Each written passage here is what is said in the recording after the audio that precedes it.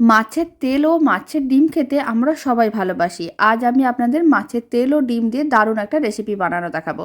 নমস্কার, আমি রুমি। আপনাদের সবাইকে আবারও একটা দারুণ স্বাদের রেসিপিতে স্বাগত। প্রথমে এখানে কিছুটা পরিমাণ মাছের তেল আর নিয়েছি মাছের ডিম। অল্প একটু লবণ, হলুদ গুঁড়ো দিয়ে ভালো করে এইভাবে মেখে নিতে হবে। তারপরে আমি কড়াইয়ের মধ্যে দিয়ে দিলাম কিছুটা পরিমাণ সাদা তেল। তেলটা যখন গরম হয়ে যাবে তখন আমি এর মধ্যে দিয়ে দিলাম কুচনো পেঁয়াজ। কুচনো পেঁয়াজগুলোকে হালকা লাল করে ভেজে নিতে হবে। তারপরে দিয়ে দিতে হবে মাছের ডিম ও মাছের তেলটা। সমস্ত কিছু আবারও খুব ভালো করে মিশিয়ে নিলাম। অল্প একটু দিয়ে দিলাম লঙ্কার গুঁড়ো। খুব ভালো করে মিশিয়ে নেওয়ার পরে কালারটা যখন এইভাবে চেঞ্জ হয়ে আসবে, মানে মাছের তেলটা এরকমই যখন আলাদা হয়ে আসবে, তখন কড়াইয়ের মধ্যে দিয়ে দিতে হবে কেটে রাখা একটা বেগুন। বেগুনটা একেবারেই অপশনাল, আপনারা চাইলে দিতেও পারেন, নাও দিতে পারেন। আর অল্প একটু লবণ ছড়িয়ে দিলাম, এতে বেগুনটা অনেক তাড়াতাড়ি নরম হয়ে যাবে। তারপরে 5 মিনিট এইভাবে মিডিয়াম ফ্লেমে রান্না করে নিয়েছিলাম। একেবারে ঝুরো ঝুরো হয়ে গেছে, বেগুনটা ভালো করে ভাজা ভাজা হয়ে গেছে।